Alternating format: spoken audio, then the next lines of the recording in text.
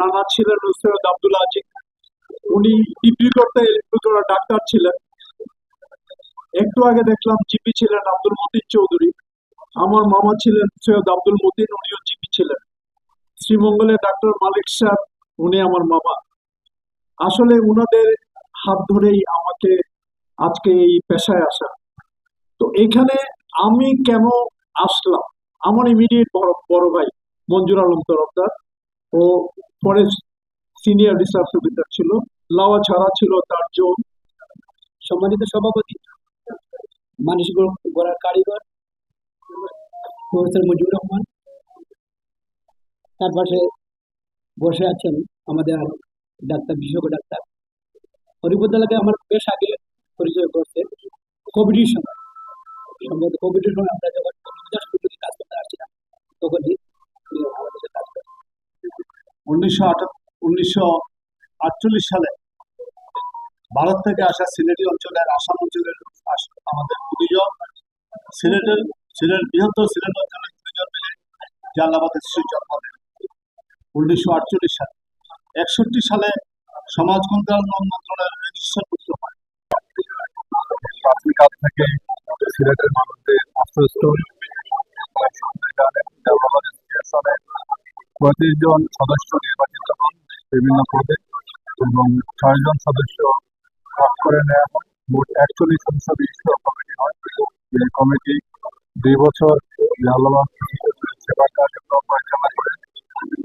আমরা ডাক্তার কামনা হাসান তরফদার, সাবেক সচিব এহসান এলাই, সাবেক সচিব সুফিয়ান আহমেদ।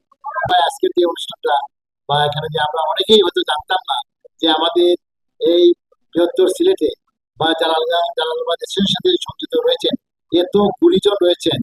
হ্যাঁ, আমরা হয়তো জানতাম না। কিন্তু গণমাধ্যম কর্মী হিসাবে একটি কথা না বললেই নয়। আজকে আমরা যারা মৌলভীবাজারে আছি, মৌলভীবাজারের অধিবাসী, এই 3টি জেলা তুলনায় আমাদের মৌলভীবাজার জেলা কিন্তু অবহেলিত, এটা স্বীকার না করার উপায় নেই। ইতিমধ্যেই আমরা এই প্যানেলের পরিচিতি আমরা জানতে পেরেছি। প্যানেলে যারা নির্বাচনে প্রতিদ্বন্দ্বিতা করছেন, যারা তুফাইল খান সাহেব অত্যন্ত সুন্দরভাবে, আমার মনে হলো যে ওনার যে অ্যাপ্লিকেশনটা ছিল প্রত্যেকটি মেম্বারের সাথে যেন ওনার একটা পারিবারিক সম্পর্ক আছে। যারা ঢাকায় স্থায়ীভাবে বসবাস করেন তাদেরকে নিয়ে গঠিত হয়েছে প্যানেল। আমরা চাই যে এই প্যানেল যাদের বিপুল ভোটে জয়লাভ করুক হবে। আমার 3টি প্রশ্ন, এটা হচ্ছে কোন 3টা বিষয়, সমস্যা বলি সবই আপনি জানেন, আপনারা জানেন, অবগত আছেন। ক্রমান্বয়ে কোন 3টা বিষয়ের উপর আপনারা প্রেশার দেবেন ক্ষমতা সরকারকে, যারা এই কাজটা করতে পারত। যারা প্রবীণ সিস্টেম হয় এবং এই জালালাবাদ সিজনের অনেক পজিটিভ কাজ ছিল। আমি পরিষদ সহ সকলকে শুভকামনায় দোয়া থাকলো আপনাদের পরিষদের।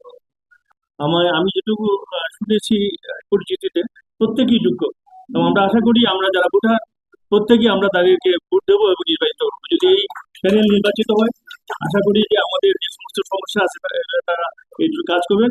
আমি তাকে পরিচয় করে দিচ্ছি, তিনি আমাদের সাথে যোগাযোগ সবসময় রাখছেন, এসেছে। এই প্যানেলের না হলে আমাদের মনে হয় আমরা বলতেই হয় তিনি এসেছেন। সাইফুল ভাই, আপনি যদি একটু দাঁড়ান, আপনি আমাদের সাথে কাজ করেছেন, ধন্যবাদ আপনাকে। এটা আসলে সিলেট বিভাগের জালালাবাদবাসীর সমন্বিত প্যানেল। আপনারা আরেকটা প্যানেল দেখবেন, সেখানে কিন্তু 4 জেলার প্রতিনিধিত্ব তেমন। আজকের এই মত বিনিময় অনুষ্ঠানে প্রথমে স্মরণ করতে চাই যারা 1948 সালে বৃহত্তর সিলেট তথা জালালাবাদবাসী লিখিত আকারে দিয়েছি এবং এটা ইশতেহার হিসাবে যাবে। আর একটু সংক্ষিপ্ত কনসাস করে, তো যে জিনিসটা বলবো যে সময় সংক্ষিপ্ত, আমরা ওনাদের কথা শুনতে হবে। আমি শুধু সিলেট থেকে এসেছি এই প্যানেলের ভালোবাসায় এবং এটা সংগতি প্রকাশ করছি। আপনারা যে প্যানেল পরিচিতির আজকের যে সভাপতি পদপ্রার্থী ডাক্তার কামরুল, তার জীবনের 2-1টা কথা না বললে আজকে আমার এখানে কথা বলার সম্পূর্ণতা হয় না। তার সম্বন্ধে আমরা নির্বাচিত করব, আর এই এই প্যানেল নির্বাচিত হলে আমি আইনজীবী হিসাবে আপনাদের কাছে একটা দাবি রাখতে চাই। আপনারা জানেন আমরা আহ, ঢাকা জজ কোর্ট এবং সুপ্রিম কোর্টে ঢাকা টেক্সাস বারে প্রায় 5-7 হাজার আইনজীবী আছে। খিদে পেট চুচু বসে আমরা অনেক বসে আছে, আমরা আসলে আটকাবো না।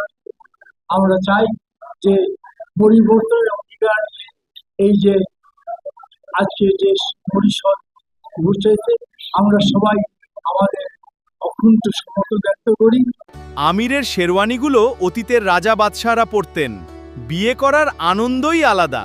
আমরা এসেছি, আপনারাও আসুন রাজকীয় পরিবেশে বিয়ে করতে।